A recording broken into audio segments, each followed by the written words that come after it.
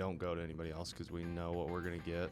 You know, we've been over there, met all the people. They're like family. The topic of rooftop tents on top of cars and how much they weigh and can everybody do all the math, and you know, we have people say how much weight they want to carry up there, and look, I mean, I don't make the vehicle. We make vehicle accessories. Yeah, I love that question. Is it waterproof? It's like, no. Yeah. Sorry. Yeah, it is. It is. So let's just kind of dive into maybe first who we are, what we're about, and I can go first if you want me to talk about who I am. Well, we're obviously a family business, so we're brothers. Our sister Christine works in the business, and our mom keeps us under wraps. So I am the middle child of the three of us, so Christine's the oldest. But I am a lifelong kind of outdoor enthusiast, grew up in the Midwest.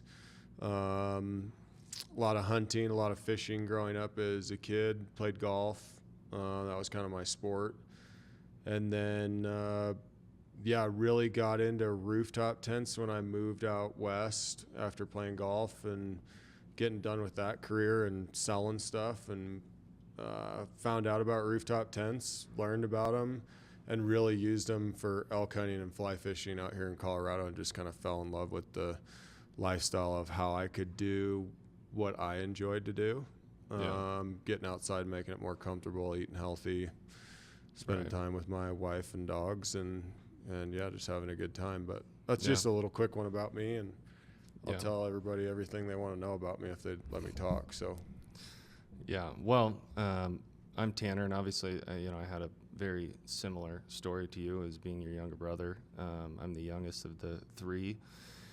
And my love of outdoors is I love being on the lake. I love being outside, going paddleboarding, doing all of that stuff. That's kind of my MO.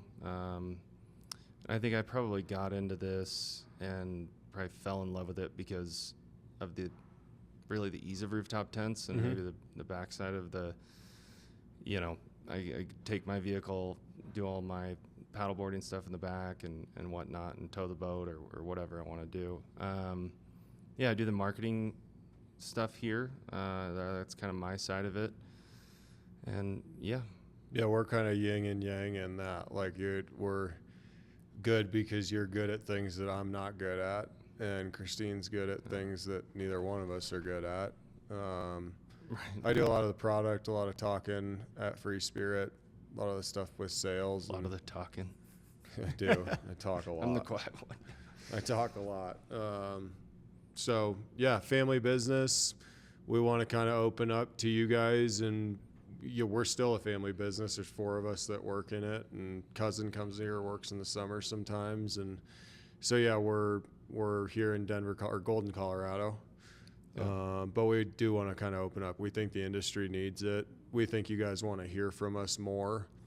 We're going to address some funny stuff, some fun stuff, random things, comments from you, some good, some bad. But let's try to kick off a great show and just get into the first topic. All right, let's get into it.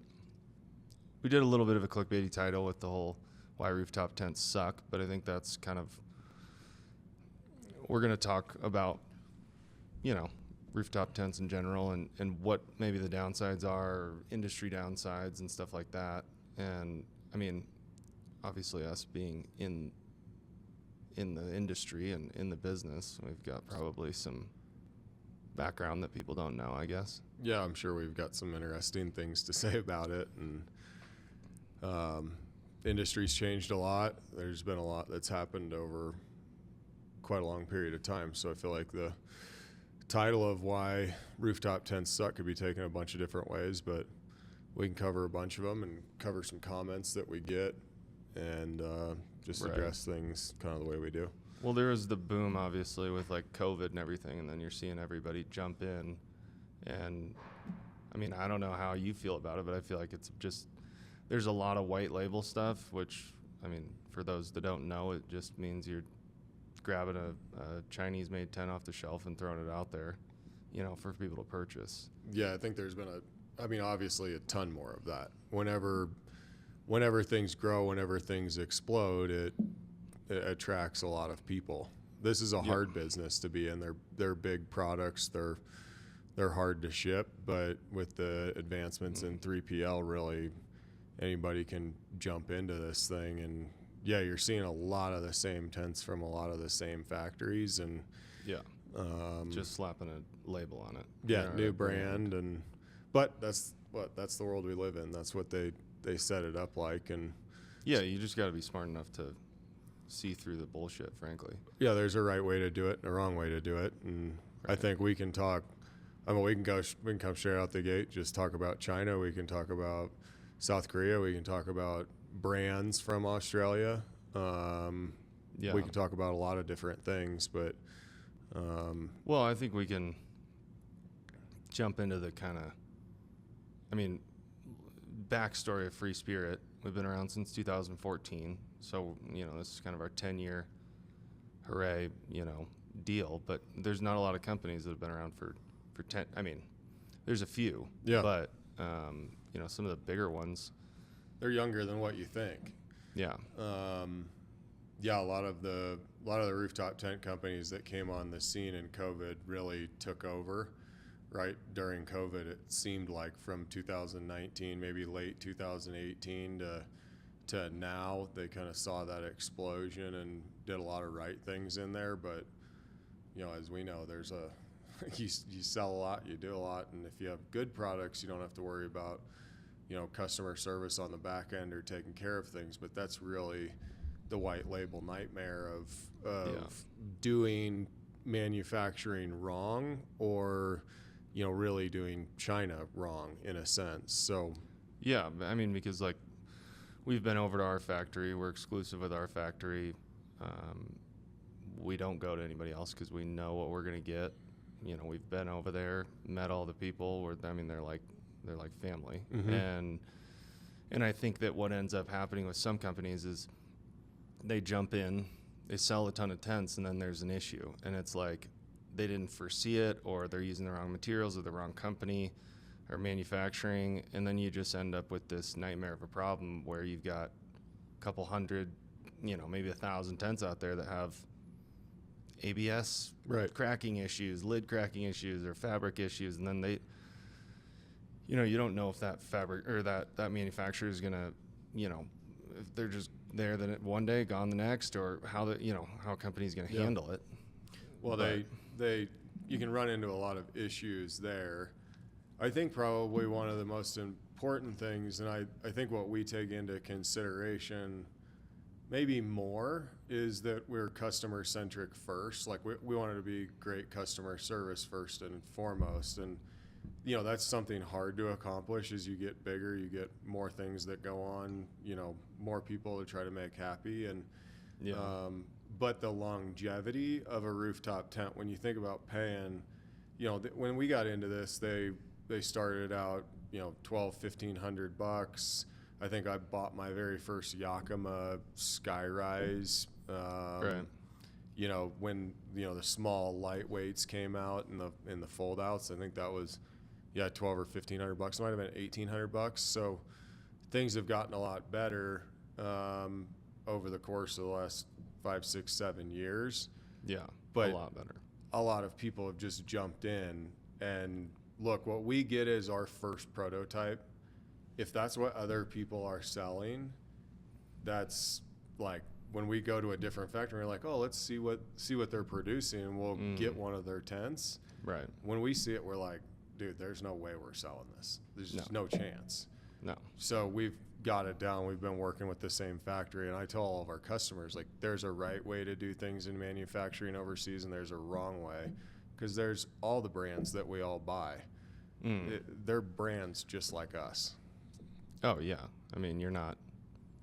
you look around where anybody's sitting right now, and you've got Chinese made, at least half of it. Probably. Most of this table, and right. I know the computer is, so. Yeah, no, I agree. I think, we get a lot of questions about that, and people get hung up. We're not afraid to tell people, where we get our stuff made and how we do things. But like that Talon video, And when we launched the Aspen Light last year, that was, I mean, I don't know how long the development was there. I mean, a while. Yeah, about a year. About a year. I mean, so that's what we can change a little bit quicker because our factory knows what we want. So we can skip a lot of steps. We've got really good communication. But we went through multiple tents where we saw different tents from other factories, and that's like we started, and then we took the good things, we looked at them, and we're like, okay, we basically started from scratch once we really started. Well, that first tent that you got was that we gave Talon. It was like that one's still out in the market now. Yeah, I know, but we were sitting there going, we would never in a million years sell this tent. We knew it needed to be fixed, but we let Talon test it out and be like, what's wrong with it? We knew we would need a lightweight tent, but I think we got a little bit of pushback from some companies, and it's like, don't worry, we're not going to sell this product. Totally. We're just looking, we're seeing what's out there, and really to see if the quality even comes close to what we have. And there's certain things that we don't do. I mean, Free Spirit was really, if not the first company that really took off with no spring rods in the sides of their tents for the windows and the awnings, and we just didn't really like those. But that's when High Country that's when Free Spirit took a different trajectory, I think. So it's doing innovative things, different things than what the norm has just kind of always been. Yeah, I mean, obviously this, but the first, back in probably 2017, when with that Yakima. All right, we're back. Oh, we had a little snafu, and so we're back. But got a little bit of feedback from our producer over there that we probably need to dive into the actual topic. So, why rooftop tents suck? You want to hit some biggies that just we hear a lot? Like, you see a lot of these videos, and from our perspective, maybe it's a little bit different, but we'll throw out some main topics. I think the first one's probably the on and off debate. How do you get them on and off? Yeah, I think it's not the easiest thing in the world. I think for anybody that is in this industry, across the industry, you kind of want to show your stuff off. So a lot of people you see, they'll keep it on there year round, but it's not super easy to get on and off.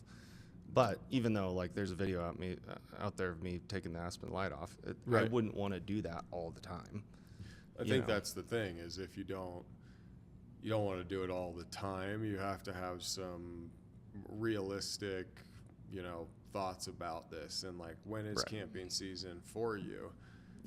Are you kind of a multi-use person of doing different things where maybe in the winter you're skiing but you're not camping? Well, then having a solution, with one of the hoists in your garage makes life easy. But I mean, if you come in here and tell me, hey man, I'm going to take it on and off. I go usually once a week, but I can't get in my parking garage at work, so I'm just going to take it on and off. I'd be like, hey man, we make hub tents. Yeah. Because I wouldn't even probably do that.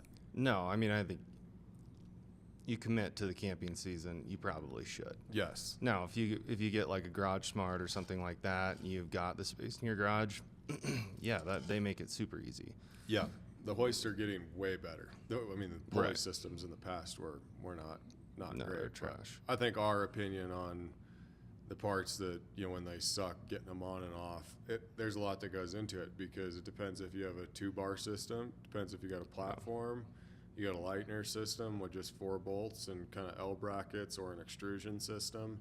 Yeah. There's ways to, if you have these plans of I want to be able to take it on and off, you think long and hard about your rack, or call our people and talk to them about your setup. Right. Because that makes a big difference. And we run trucks for our company, all of our company vehicles except for the Sequoia are trucks. And that's because it's easy to get rooftop tents on and off trucks quickly and get back to normal life with a truck. So, and we all love the Lightner. Yeah, because it's simple. I mean, they're brackets, yeah, like you said, 4 bolts and then you're done. And when you're going and bringing vehicles in and out of White Segs or swapping out tents for photos, it does make it a lot easier. Now, that's not to say that it's not, possible. It's just something you got to think about and realize, like, yeah, this isn't going to be the easiest thing, but it's a trade-off. So it's like I have the convenience of this on my vehicle all the time where, like for me, if I ever get exhausted driving back to Nebraska, it's like, all right, I might, pull over and hop in the rooftop tent, take a nap or something. But like, that's the convenience I have. But on the other side of it, yeah, it's going to take a little more effort. Well, and a lot of it now too. I mean, as overlanding has grown, it's the look has also grown. We're seeing vehicle manufacturers make overland package. I mean, Land Rover with the Defender coming out with the package that, I mean, it looks really off-roady. And so like, it's already becoming a look. So why do you take off the look? So yeah, we see people keep them on for 6 months here in Colorado at least. And, if they're doing winter sports and I've talked to guys that are like, I don't ever take mine off. I just leave it up there all the time, year round. You definitely, if you're one of those people, you definitely should check it, regularly. You mount these things, you want to check your vehicle accessories and different stuff like that. But yeah, I mean, I've had one on my truck for a long period of time and never took it off. Yeah. So I think the other side of rooftop tents that are, maybe a common thing that we get is that, is maybe a negative or maybe it used to be a negative, is setup time, speed, like that kind of stuff. Like, I don't know. I think we've got it down pretty well now, but we're always trying to be faster. And like you see companies with, the rods and or whatever we could. Spring rods. I call them spring rods. Tension rods, window rods. Right. Like that kind of stuff, I think is, something we've tried to get away from and been away from for multiple years. But I think it's maybe a small one that's like, oh, this is frustrating to set up. Or even like, you think about, awnings that connect to your tent, the ground awning, and like those are a pain sometimes to set up. Yeah. I mean, I don't think anybody's made one of those really, really easy and like enjoyable to have. But there's a lot with those spring rods, and people ask us all the time, like, can we get awning kind of covers for our windows? And it's like, spring rods are the best way to do that.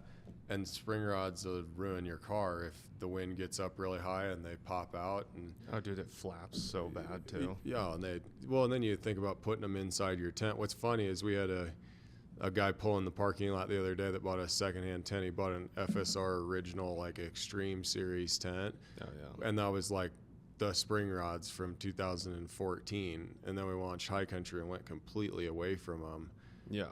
And they're kind of a nice little thing, but like once you know what they do to your vehicle when they fall out, or if they fall out of the bag when you pack up your tent and then they poke holes in the side of your tent body, and it's, or even just climbing all around your car to like, oh, I gotta set up the window ones. I got ones in the front, I got ones in both windows. It's like, I was talking to Ryan about this the other day, and I'm like, if it's raining out and you have that little thing up and you just have mesh there, like you're gonna get wet. Right. It's not gonna save you. Right.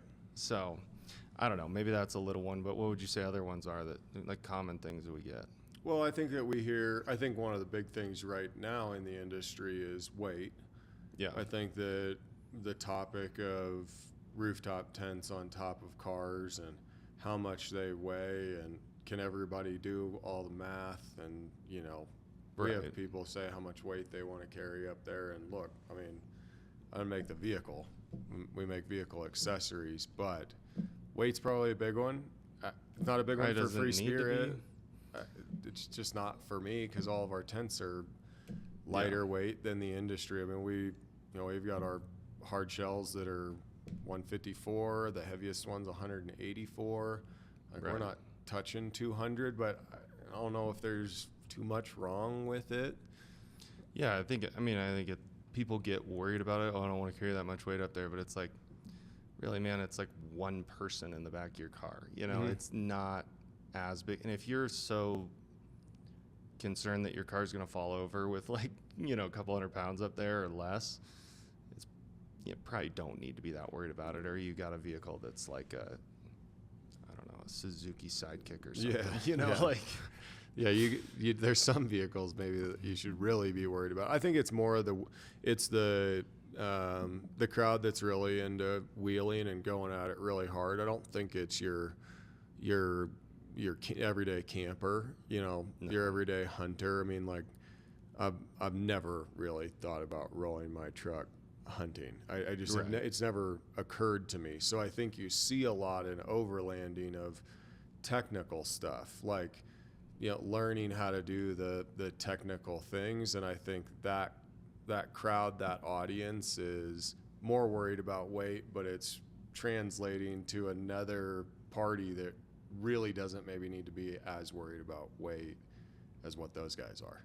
Right. Or that audience.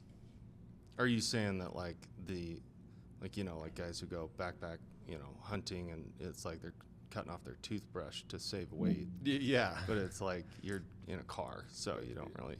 Yeah, the beauty of you're in your car. I mean, Thule's been selling boxes on top, storage boxes.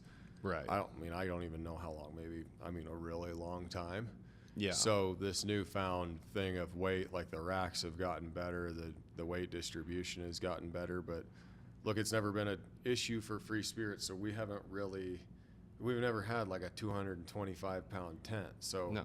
It's never really been something for us. It's always uniquely how we've made our tents to try to keep the weight down. Yeah. Yeah. Well, I think like with our cross slat design on all of our hard shells, like that's a different one that I think people look at and they're like, oh, this is not something normal that maybe the rest of the industry does. And we're sitting there like, I don't know why they don't. We've never done it really a different way. Now, High Country V2 doesn't have the slatted bottom design, but that's because we went for a really low profile. And if you remember our old High Countries, they were 14 inches, and the people that have those, they've got the open slats on the bottom, but those were 3-inch rails, and that tent ended up being thick. This new one, 10 inches, double hard shell fold out. It's going to be pretty special. I think all the people that have already have it from last year are loving it. And but the slats are interesting, and they work great on the hard shells because they cut out a lot of weight. Oh yeah. We just have never done it any other way, so we're not going to go back to the other way. No, I think that's what I always tell people is like, hey, we've been doing this for the last I think the slatted design for at least 8 years. I think 2016. If I remember right. Yeah. So I kind of just like, we've been doing it for 8 years. We haven't had an issue with it, so don't worry about it. Yeah, people think I'm nuts when I tell them like, hey, look, you can power wash the bottom. Like, you go to Moab, we sell you a tent. Like, you can go power wash your tent that you get from REI too, that's on the ground. Yeah. You can get it wet. You can spray it down. Like, we're good. Like, you can clean it. You know, spray it off under the knee. Right. We're good with it. Yeah, I love that question. Is it waterproof? It's like, no. Yeah. Sorry. Yeah, it is. It is. What you got?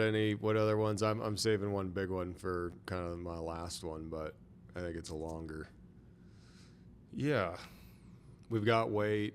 We've got the on and off kind of debate.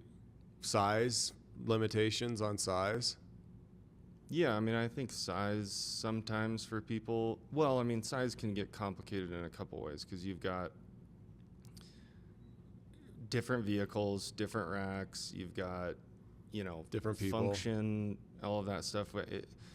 A lot of times it really comes down to just like preference on the sizing or function. Like if you're a, parents with 2 kids, hey, I'm going to probably steer you towards High Country King. You get the most square footage with the fold out.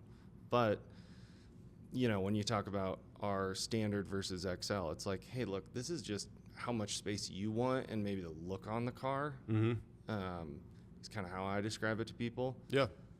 I don't know what you think about it, but. Well, I to the customers that come in here and that I have a chance to talk to, I'm pretty direct. I'm a fit, a function. Like, you can be both, but there's certain times when function outweighs fit and fit outweighs function. Yeah. So yeah, and then I think a lot of it is what are you doing too? Because I think it's great, like with High Country King or even with like High Country V2 Mini, like I think the added space of the length gives you place to put your duffel bag, or if you're with a dog, like a dog has an extra 20 inches at the bottom of it to sleep. Right. But if you're a family, you're probably not the like, hey, we're getting up at 4 a.m. to go hike a 14er, like, or we're getting up to go fly fishing at 5 a.m. or we're going elk hunting, like, and where you have to pack down. Where you're with your family, like we've seen, and this is kind of one of the maybe frustrating parts about the industry. It's hard to see what's coming. What are people really going to want? Because everybody thought the fold outs were gonzo. Yeah. Hard shells were kings in COVID.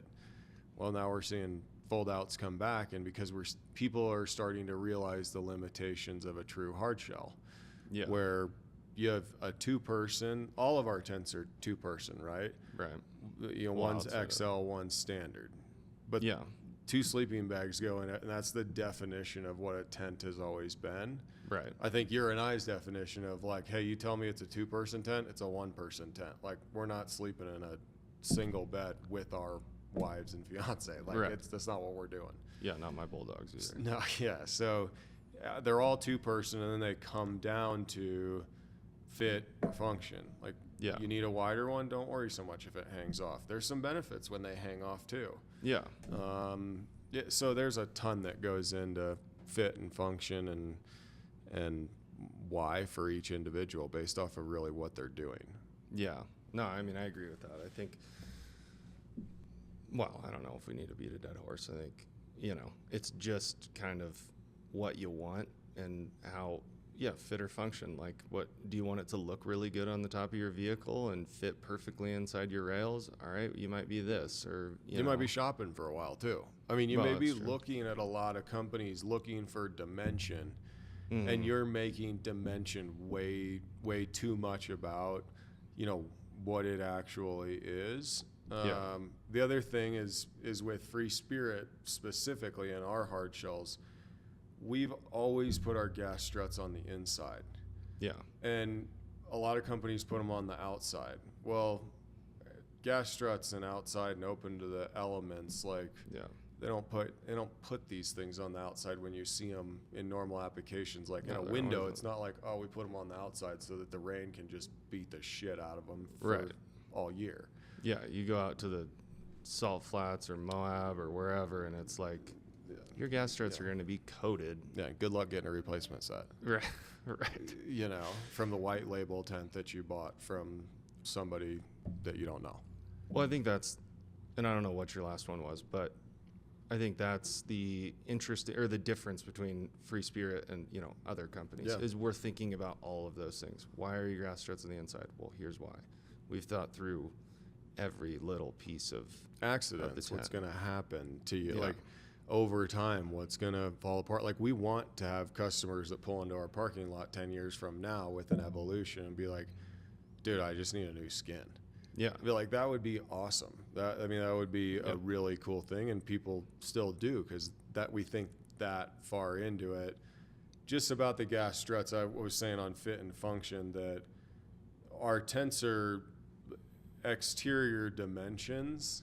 Right. And then you have the gas strut, and then your fabric starts. So on our standards, they're still 2-persons, and our XLs are still 2-persons. But like the depth of thinking about putting your gas strut on the inside and saying, hey, we're going to take a little space from you. Yeah.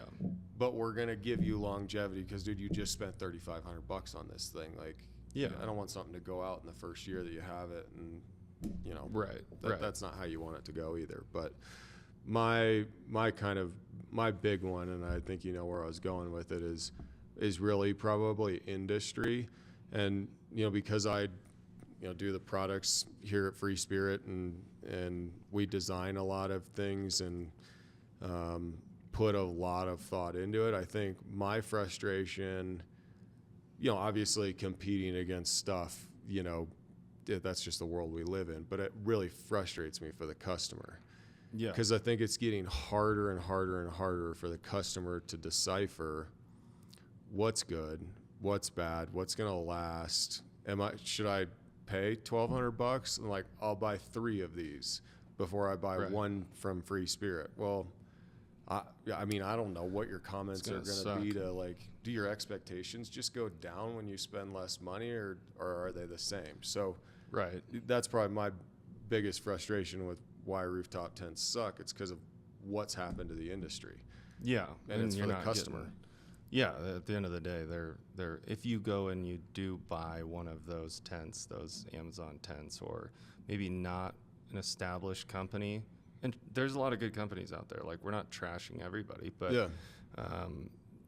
I think that when you do that, you're going to deal with the frustrations of if something happens out on the trail, if your tent gets, something happens, right? I mean, getting back a hold of those companies and them taking care of you is a long shot. And then, all rooftop tents are tents on top of your vehicle, but they're not all created equal. Yeah. And it's the little things that I think people miss because they're not deep into it yet. And, it's like the gas struts. Like, why do you guys put them on the inside? Well, there's a reason for it. And then, hit our latches. Say something about, I mean, like, your guys' latches, you can get them on Amazon, and it's like, sweet, dude. Like, that's awesome, every like, time. Try opening up one of those big metal class ones that's got a key in it after you're up in the mountains during hunting season, and that thing's iced over.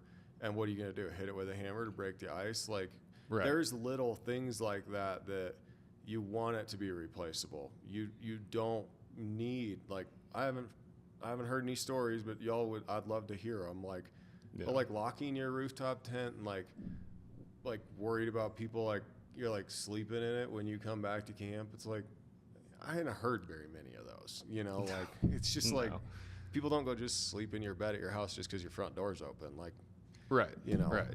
There's something happen. Like, you let your imagination get the best of you with stuff that's really not going to happen. Yeah, in like an uncomfortable situation too, right? Because it's like, you may be new to this, and so, like, you're thinking through everything, but you're also entering into a community that, like, I believe this because it's always been this way for me in hunting, is like, the community overall is good.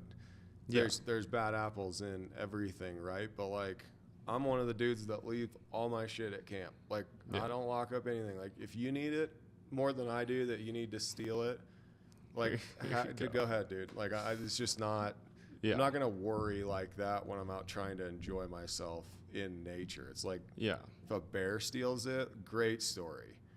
Like, somebody drives by and takes your cooler, like, you probably heard them come in and it's a one-way road in and a one-way out. Just go tell them you want your cooler back. Right. Well, so exactly. Random stuff happens, but the industry as a whole, let's circle back to that. I'm frustrated for the consumer, and that's why we're trying to do everything we can to let you guys know we've been in business for a long time. We've been doing it a while. New website, try to make it easier to understand. Stuff like the podcast. We're real people. We like this stuff too. Yeah, I mean, I'm gonna jump. I'm gonna add one more. I think one other maybe frustration with rooftop tents is the fact that, hey, now what rack do I get? I know I want a rooftop tent, but now, I need a rack. Well, what rack do I need to get? And stuff like that. That's a common thing, and there's so many out there and so many options that will work great and work fine. That's one of those, like, form, function, look kind of things that people deal with, and it's challenging. Well, I mean, it's not challenging for us. We can steer you in the right direction, but I think that can be a little bit of a hang up for people. And I mean, well, I think the important part of that, because that's a good one. I mean, it's another purchase that you have to make in order to do this rooftop tent thing. Yeah. But the important thing, I think, for everybody to know is that, or what I think about a rack. Now, like, everybody knows me, love Lightner. I love everybody. There's a lot of really cool stuff out there. I can only run, I've got 5 racks here, right? To run on my truck. So, but it's really what looks best to your eye. Like, this is everything else is that way. So your rack should be that way, in my opinion. And then I think understanding that if you're going down that level or that path, you've gotten out of the standard 2-bar crossbar systems that somebody's trying to sell on Amazon for $150.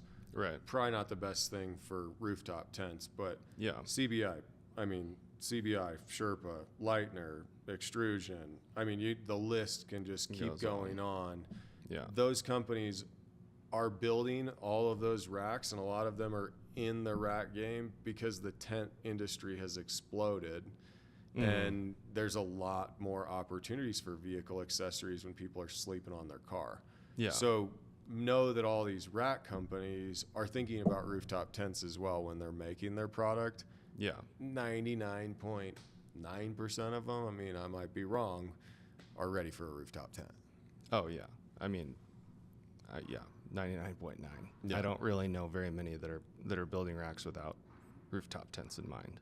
Well, I mean, I guess we could throw one dagger here. It's like the vehicle manufacturers, like making standard OEM crossbars that don't hold any weight. Don't really hold anything. It's like, why do you even put them up there, Subaru? There's no reason. That is an interesting one. So if Subaru wants to tell us why, that'd be great. But it doesn't make any sense. I mean, it really doesn't. I don't know what sense it makes. I mean, skis, I get it. But, like, they're still flimsy enough to, like, when you're hauling ass going to the mountains to go skiing, like, that's not bouncing. Yeah. There's a lot there that, I don't want to go too much into it. But racks are made. I think the part of the explosion of racks is to vehicle camping. That's That's why there's a lot of them out there to choose from, and a lot of great ones. Yeah. I'm now going to add another one. So the other one that is price point. I mean, we've touched on it a few times with, spend this much money and all of that. But I think a common thing is why are these so expensive? We get comments on stuff of. You got any really good comments? Like let's hear from the horse's mouth. What'd somebody say? I do have a few.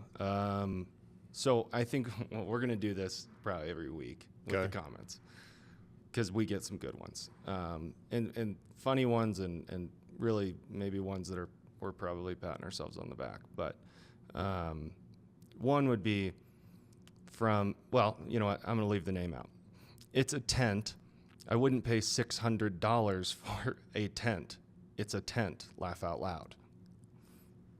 That one was interesting to me. And the comments, he kind of got a little roasted in the comments, Yeah. They're like, you have no idea what you're talking about. Yeah. But I mean, dude, I've paid, like, I always equate everything to hunting, because, like, there's ultra lightweight, but now, like, when I look at it all, it's like, dude, you can pay $1,200, $1,500, $2,000, $3,000 for a ground tent. You're going to climb Mount Everest. That tent's costing you $3,000, bro. Right. Well, for sure.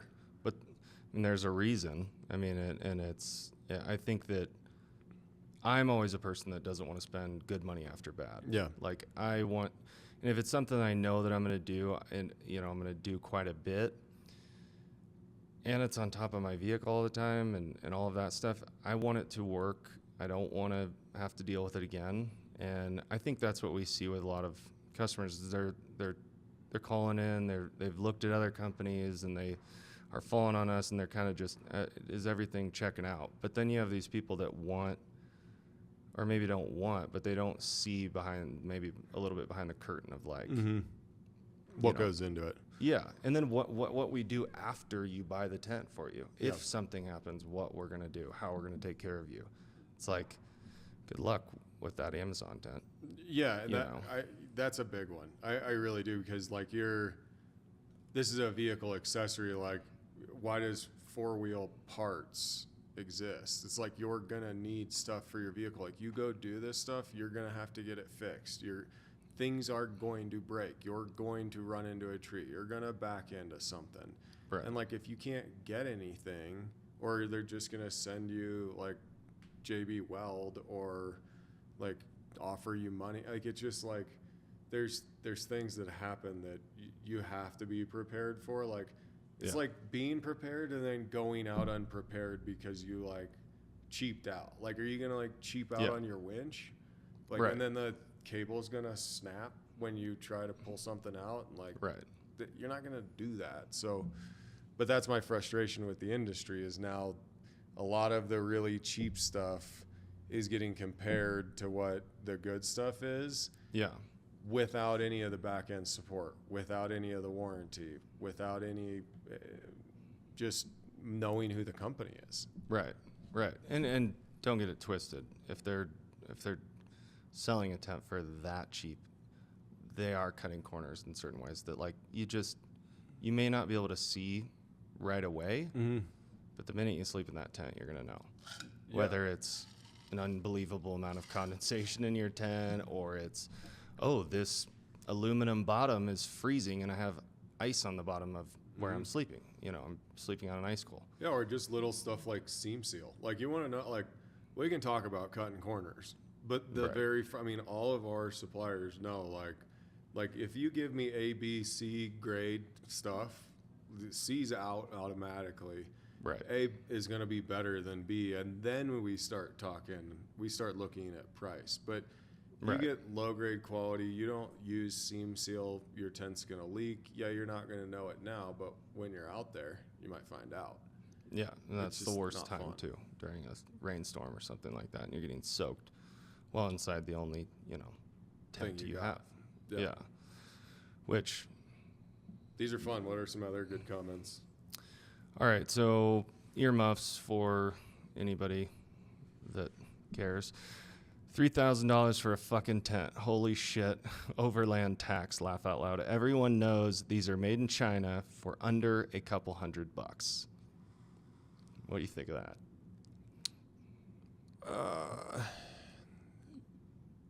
The overland tax is kind of funny. That's kind of funny. That's kind of funny. But clever. The one thing I like, this is just funny to me. It may not be funny to anybody else, but like, okay, so these products like Evo is what, $38.95? Yeah. We've got it on sale for $3,500, $3,400. Like people ask us for $1,500 off of a $3,800. It's like, do you think the car dealership's going to give you that? Right. No, these things do not cost $300 to make, not even close. Like, if you want to talk about shipping, right, you may be closer in the ballpark to just getting it from here to Nebraska. Yeah.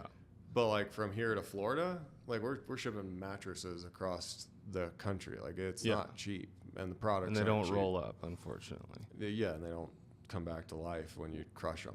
Yeah. We get a lot of questions like, oh man, you guys charge $150 for shipping. Geez, that's a lot. It's like, that's if we're lucky, half. Yeah, if we're lucky. If we're lucky. If you're going to Florida, it's like a third. Yeah, and that's the other thing about like shipping them. Like when you get your tent, we want to inspect it, and we want you to do that. But like if you ever find out what it costs to ship one back, you be sure of your purchase, because you are responsible if you just don't like it. I mean, they're not fun to ship back, and building pallets for them and skids, and this is an expensive game to play for a business. Yeah, and we don't have any control over shipping rates. We have no control over the whole shipping industry. The truck drivers go on strike. Sorry, people, your tent's not getting there before May 10th. Yeah, there's things that are just totally out of our control, which sucks. But we try to be honest.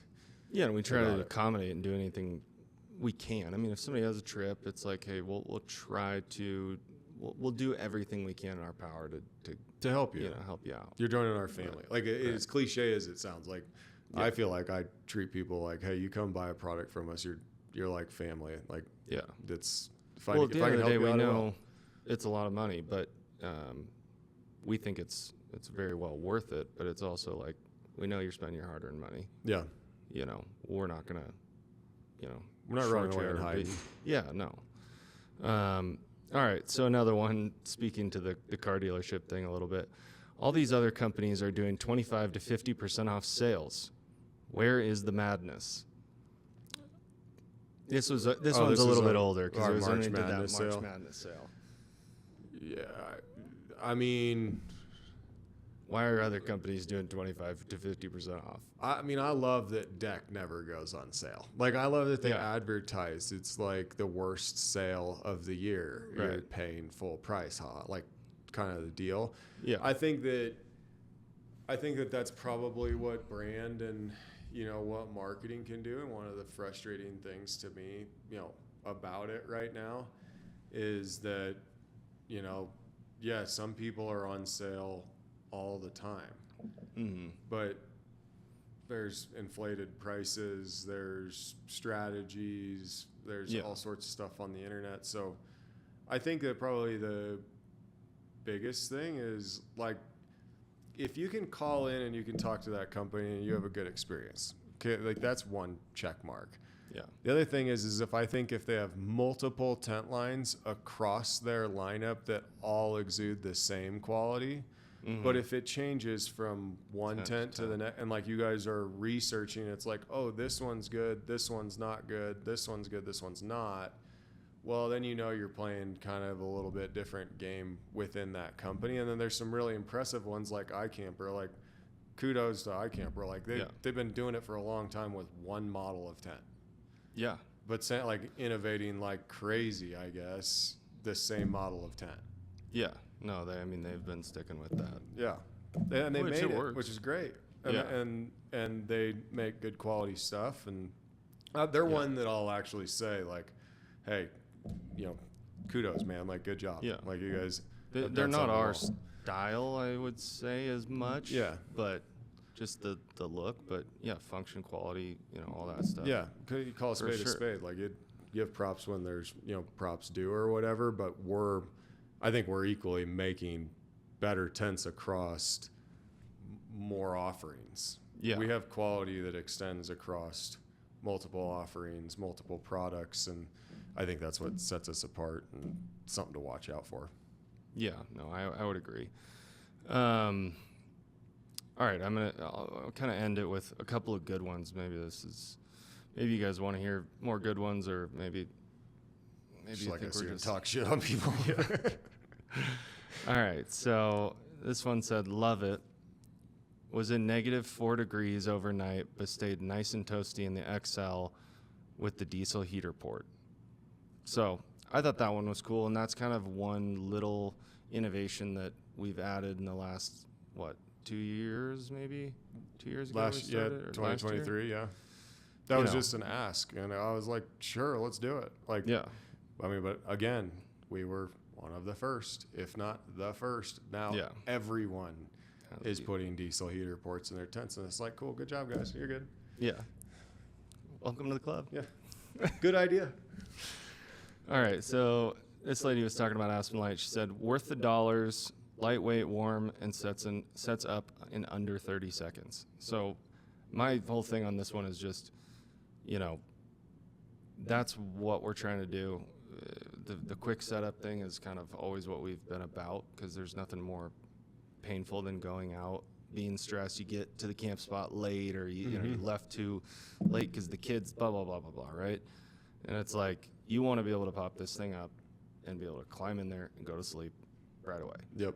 You know, so I mean, I don't know, I like that comment. Yeah, I do too. I mean the one before too, like -4, like, kudos, like, good for you, man. Like, that's awesome. But the winter camping thing it's starting to come to life. Like, we're seeing more and more of it every year. Yeah. It's beautiful, and there's no one out there. No. You want to go to like a calm, peaceful place, go out there in the winter, and you'll just feel like there's nothing around you that even exists, and it's pretty cool. So that's awesome. No, I agree. Well, I mean, that's all the ones I got, but is there anything else, closing stuff you want to talk about, or are we good? I mean, I think people can expect to see these hopefully once a week. And yeah, shoot us, send us topics. We'll talk about just about anything, kind of unfiltered. I don't have a filter, so it's pretty tough. I'll tell you what you want to hear, and we'll talk about topics and entrepreneurship, business. We'll have people in here. On, yeah. So write us in, comment on stuff, and let us know what you guys want to hear. So yeah. All right. Sounds great. See ya. See ya.